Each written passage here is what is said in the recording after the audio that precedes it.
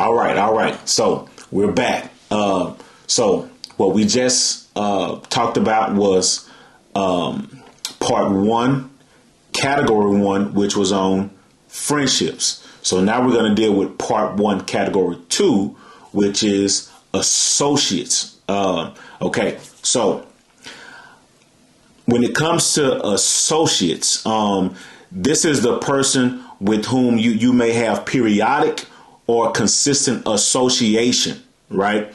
So it's the person that's not necessarily your friend, but they're not in the category of assignment or advisors, right? So he says this: a person should be assigned to the associate category when there hasn't been enough time, interest, or desire to develop the kind of connection required for friendship. It's a relationship where a person doesn't prefer to, for whatever reason, engage any deeper than the surface. Maybe there is a lack of chemistry or few mutual interests. Maybe there are character inconsistencies that may make you feel unsafe around them. So listen, it's okay not to make everybody your bestie, right? These associates or people that maybe you just haven't invested a whole lot of time in, and hey, truth be told, you probably don't really want to. And it's okay to, like, when you see them, interact with them, but you only want to stay on the surface. Maybe you've seen some character flaws that maybe gave you a red flag, right? They haven't talked about you, but you've been in circles where you've seen them talk about other people, and you're like, okay, so for some reason they're trying to get in my space for some kind of ill will, and you're like, nah. Let me keep them at bay. Let me put this wall up. Let me set these boundaries. I don't have nothing against them, but they don't necessarily deserve to be in my space for whatever reason. Now, when it comes to associates, we shouldn't expect the same thing that we expect from our friends. Keep in mind, with our friends, we've invested time. There's some intimacy there. We've gone deep. We broke bread together. I borrow money from you. Maybe you borrow money from me. We've paid each other back. We've shared secrets. Watch this. We've kept secrets. Hey, I know your dirty stuff. Watch this. You know my dirty stuff. With associates, that's not necessarily true, right? But sometimes we mess up by expecting associates to behave like friends. When the whole time we've just had them in the wrong category, right? So with associates, it's like this lopsided exchange. So maybe sometimes they see you as a friend, right? And they're like spilling their guts. They're crying. They're like sharing all this deep stuff with you. And you're a good person. You're a Christian, right?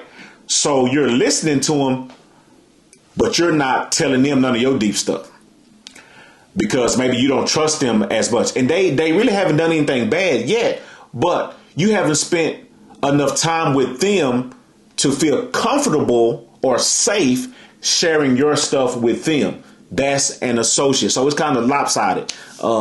They sharing stuff with you, but you're not quite ready to share with them. That's an associate, right? And sometimes when we put people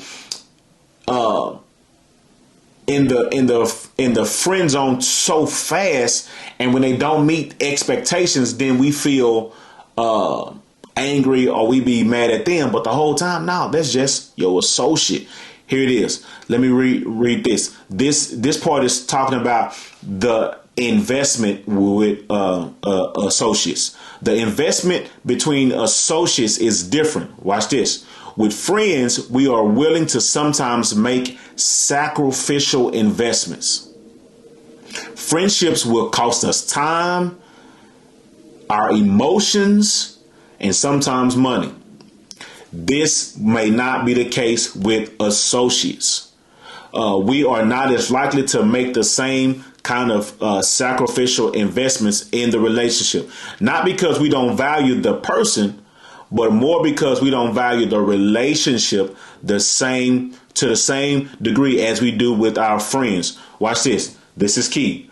Those of us who make the mistake of making sacrificial investments in associate relationships are generally, watch this, don't miss this, are generally those who tend to conform and contort ourselves to other people's preferences. In other words, you're a people pleaser. You want everybody to be happy. So even though you know this person is an associate, you make sacrificial investments knowing that you shouldn't because you don't want to make nobody mad.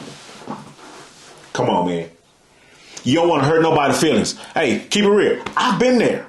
And it's not always but because I'm trying to please everybody. I'm just trying to keep the peace. But sometimes, man, you have to be bold enough to say, hey, man, my no is no. It is what it is.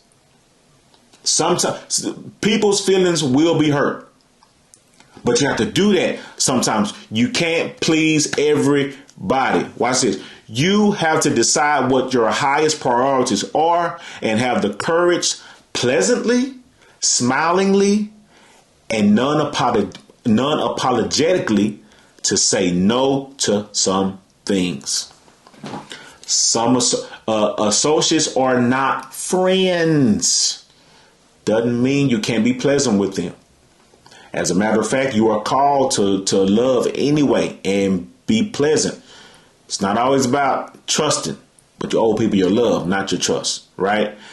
Now I'll go back to it. Associates aren't friends. Some will never be. Now, watch this. You may have the desire, right, to move from associate to friendship, and that's okay. So how do we do that? You move from associate to friends. You got to learn to sometimes shut up. You got to stop gossiping. You got to learn to keep people's secrets when they confide in you. Sometimes people have simply cut you out because you talk too much. Hey, let's keep it real. Sometimes we've gossiped and said the wrong thing to the wrong people, and they got out of hand. Associate. All right, that was a quick one. Friends and associates. I'm gonna take another pause, and I'll be back for category 3, part 1, category 3, which deals with assignments. You have friends, that's your intimate circle. You have associates, I say that's your casual circle. Then you got category 3, which is assignments. That's when you are advising. I mean, no, not advising, but you're mentoring and you're kind of handling business. Be right back.